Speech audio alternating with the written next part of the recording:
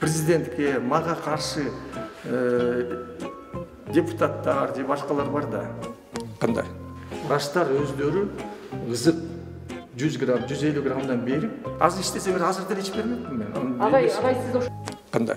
Ат эле уу болуп атпайбы депчи. Ошон үчүн биз тиги жерден жоготур аканит деп жазып берели деп атабыз. Аканит десе кыргыз ойлоп калат, жакшы дары келген турбайбы Америкадан депчи.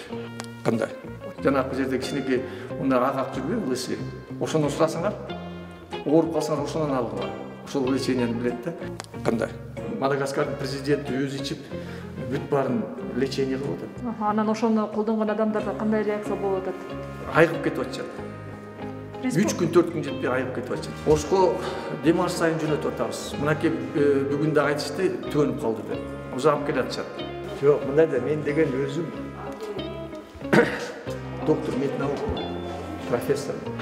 Жок, мындай да мен деген өзүм доктор меднаук, профессор. Ушундай эмелерди көп эле киргизип жүргөнбүз. Азыр муну ковидтин, то есть аканит деп коелучу. Кыргызча айтпай эле коелу. Международный атын айтыш керек болуп калды, потому что баягы кыргыздын кулактарына кыргыздын сөзү болгондон кийин жаман угулуп бүт баарын кетет. Ошон үчүн бул аканитти биз азыр 300 кишиге берип, кантип беребиз? Биз бергенден кийин алардын бүт бардык анализдерин алабыз. Сахар кровь, ЭКГ, кандай организмде изменение болуп атса, биз ошону протоколдойбуз. Ошондой кылып закономерность чыгарабыз. Достоверность деп коет. Ты деп коет. Баягы как наукага азыр мен по критерию студенти десем, силер ойлоп каласыңар да бул эме. Ошондой кылып биз баардыгын чыгарабыз дагы. Анан кийин качан гана биз өзүбүз азыр жардам берип атканын биз мындай эле көрүп атабыз, клинический. А когда уже лабораторно бүт бардык жагынан жардам берген биз доказать эткенден кийин муну биз регистрация кылабыз. Аканитти мисалы алсак Францияда регистрация кылынган. Мисалы алсак Мадагаскарда кылынып, Мадагаскардын президенти өзү ичип бүт баарын лечение кылып атат.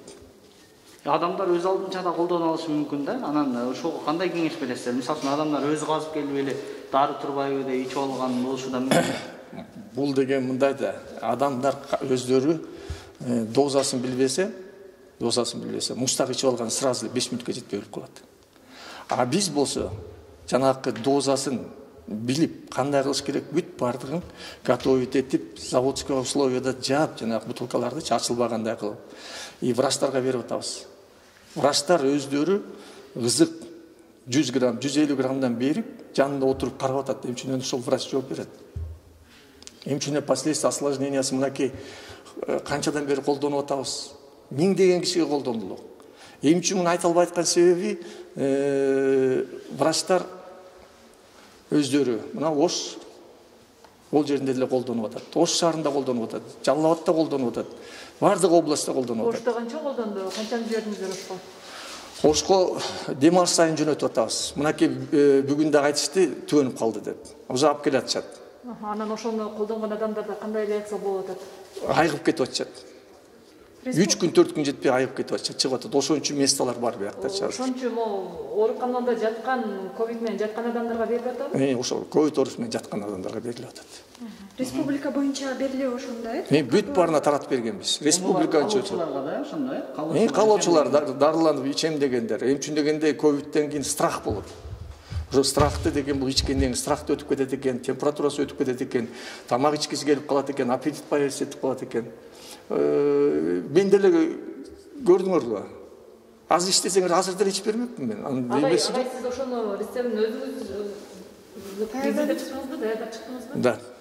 Канча убакыттын ичинде? Кандай? Ошонун баардыгын канча убакытта өзүңүздүн эмгегиңиз болуп калбы же буга чейин эле бул рецепт? Бул деген бир кылым, эки кылым мурун эле кыргыздар колдонуп келаткан. Ар бири өзүнүн дозасын берип келаткан. Биз как медик катары биз баардыгын изилдеп чыктык. Канча кошкондо канча литр деп. Мисалы алсак кээ бир эмелер, тиги дарыгерлер bir тамчы, 2 тамчы, 3 тамчыдан бери 15 тамчы, 20 тамчы кылат да. Анткени эффект жакшы болбойт. Эмчинен алар рак ооруларына да, баягы как обезболивающий эме. А биз болсо 150 граммдан 4 жолу ичиребиз күнүгө. 2 күндөн кийин бүт бар симптом кетип атат. Болбосо акыры эч кимге айтпай туруп могу жерде инфекционисттерден сурасаңар, алардын баардыгы уже 10-15 күндөн бери колдонуп могу жерден бүт баарын чыгарып атышат. Жанакы жерде кичинекей мындай ак жүрбөйбү лысый. Ошондон сурасаңар, ооруп калсаңар ошондон алгыла. Ошол леченияны билет да. Азыркы кездеги баягы президентке мага каршы депутаттар же башкалар бар да. Ошолор муну көтөрүп атат да. Козготуп, дагы көтөрүп, мынакей кыргыз эли силерге деген уу берип атат.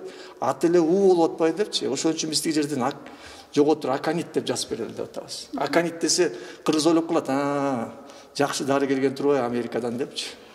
Анан демалыс сайын жиберип атабыз деп атасыздар, инфекционный больницаларга келип атат да? Рахмат.